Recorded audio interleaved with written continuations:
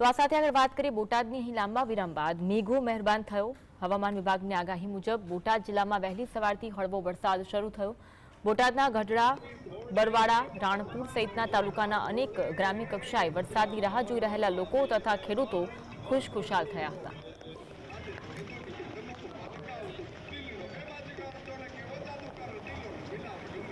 કૃષ્ણ જન્મોત્સવ અને બીજી તરફ છે મેઘાની મહેરબાની।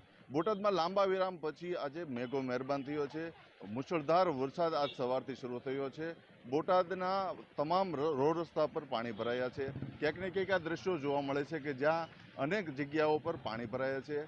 લાંબા વિરામ પછી આજે બોટાદમાં વરસાદ પડ્યો છે ત્યારે લોકોમાં પણ ખૂબ જ આનંદની લાગણી છવાઈ ગઈ છે। ખેડૂતો પણ ખૂબ જ આનંદિત છે, કારણ કે સૌની યોજના અંતર્ગત પાણી અનેક ડેમોમાં છોડવા પડ્યા હતા અને ભારે મુશ્કેલી પડી રહી હતી, ત્યારે પાક બળી રહ્યા હતા। ત્યારે આજે ખેડૂતોને પણ ખૂબ જ આનંદ થઈ રહ્યો છે અને બોટાદના ખેડૂતો સાથે લોકોમાં પણ હર્ષની લાગણી છવાઈ ગઈ છે। ધર્મેન્દ્રલાલ ઠીકરા, GSTV બોટાદ।